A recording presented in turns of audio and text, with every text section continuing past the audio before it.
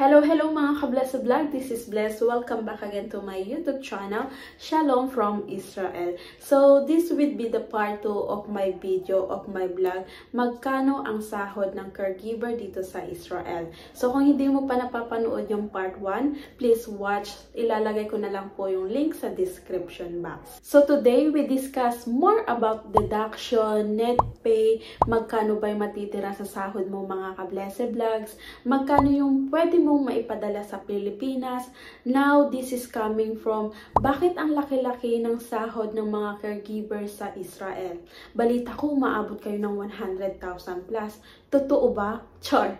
So, depende po yan mga ka-Blessed Vlogs. So, mapag-uusapan po natin yan ngayon. Pero bago ang lahat, kung bago ka pa lang sa channel ko, please don't forget to subscribe to my YouTube channel and click the notification bell para lagi po kayong ma-update kapag once na may bago po akong video na i-upload. So, kung interesado ka sa video na ito, please keep on watching.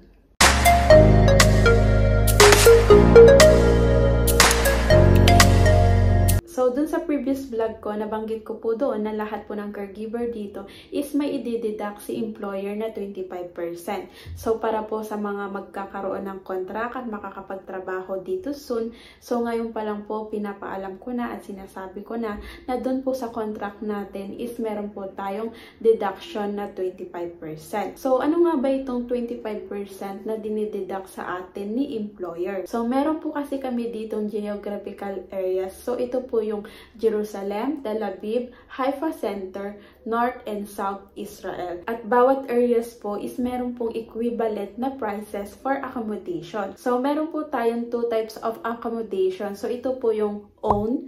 Kapag once na yung tinutuluyan yung bahay is pagmamay-ari po ng alaga nyo. Then second is rented. Kapag yung tinutuluyan yung bahay is nirerentahan lang po ng alaga nyo. So bakit iba-iba yung kaltas pagdating sa accommodation mga ka-Blessed Vlogs? So bawat areas po is may specific prices mga ka-Blessed Vlogs. So, for example sa akin mga ka-Blessed Vlog, nasa part ako ng Tel Aviv, then pagmamay-ari ng alaga ko yung bahay na tinutuluyan namin, kaya medyo okay naman yung kaltasaan pagdating sa accommodation mga ka-Blessed Vlogs. So, depende po yan kung sang areas ka, then kung rented or owned ni amo yung bahay na tinutuluyan nyo. So, ito po yung pwedeng i-deduct sa inyo mga ka-Blessed Vlog pagdating sa accommodation.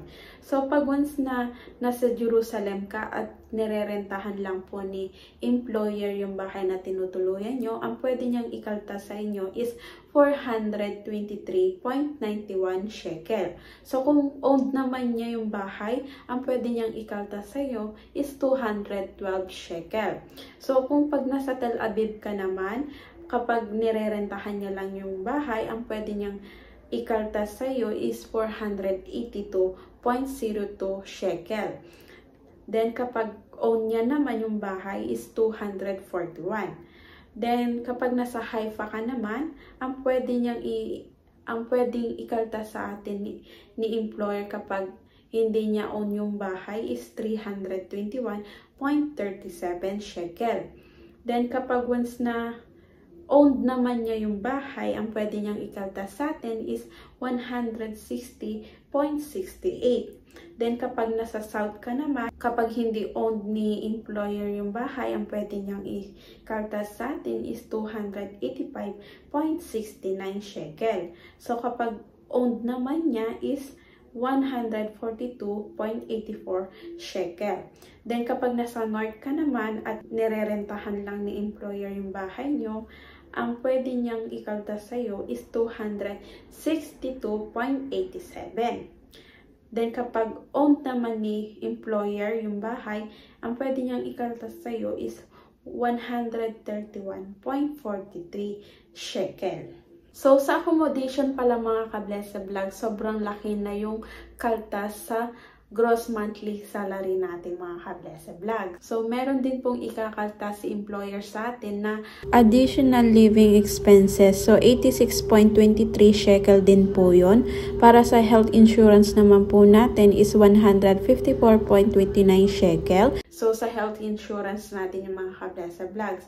So, pagdating naman po sa food, 10% po yung pwedeng ikaltas sa atin ni employer. So, magkano yun kapag once na ikakaltas sa sahod natin mga kablesa vlogs?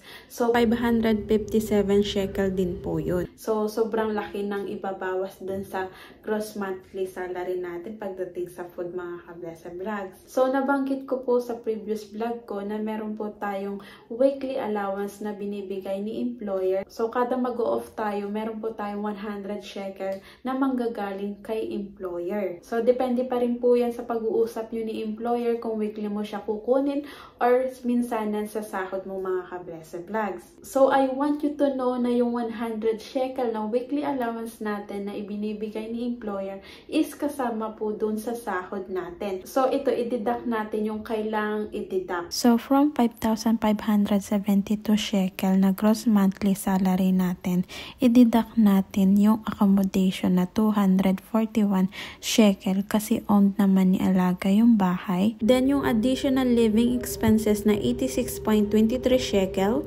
Then, yung health insurance na 154.29 shekel. Then, yung food expenses na 557 shekel.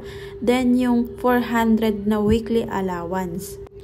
So, ang total is 1,438.52 shekel. So, yun po yung nilalaman ng 25% na dinideduct sa amin. So, bukod dun sa 25% na dinideduct sa amin, syempre meron din po kaming personal expenses. So, meron din po kaming bayaran dito, tulad ng flat. So, ang minimum na binabayaran namin dito para sa flat namin is 300. So, kapag mag-flat ka, syempre magbabayad ka din ng tubig, kuryente. Syempre, minsan may contribution kayo para sa food. Kaya, ang inaalat ko doon is para dun sa tubig tsaka kuryente, 50 shekel ang inaalat ko doon. Then, sa food naman, dun sa contribution namin is mga nasa 150 yung binabawas ko doon sa sahod ko mga kablesa vlogs. At syempre nagbabayad din po ako ng load dito. So ang load ko po dito is 49 shekel. So bukod dun sa load, meron din po kaming RabCab na tinatawag. So ito po yung transportation po namin. So ang niloload ko dun sa RabCab ko is 50 shekel. So syempre bumibili din ako ng Filipino food, nagro-grocery ako ng mga Filipino item. Nag-aalat ako doon ng 200 shekel para sa grocery ko tsaka sa food ko na para pag once na nagde-day off ako, meron akong allowance sa pag once na kumakain ako sa labas. So, nasa 850 shekel yung binabawas ko sa net pay ko. So, depende pa po yan kung may gastusin pa akong iba mga kablesa vlogs. So, pwedeng bumaba tsaka tumaas yung personal expenses ko sa dun sa binabawas ko dun sa sahod ko mga kablesa vlogs. So, magkano ito sa peso? Mga nasa 11,000. So, malaki pa rin yung matitira sa yung mga kablesa vlogs. So, nasa 70,000 or 80,000 yung pwede mong maipadala sa Pilipinas mga kablesa vlogs. So, malaki-laki pa rin yung matitira sa yung mga kablesa vlogs. So, that's it for the day. Thank you so much for being here. And I hope na nagustuhan nyo ang video na ito. And do let me know what are the contents you want me to create para matulungan kita sa journey mo dito sa bansang Holy Land. I hope na nagustuhan nyo ang video na ito. Kaya if you like this video, please don't forget to subscribe to my YouTube channel and click the notification bell para lagi po kayong ma-update kapag once na may bago po akong video ni i-upload. So, thank you so much for watching and see you on my next vlogs. And always remember that you are already blessed. Bye!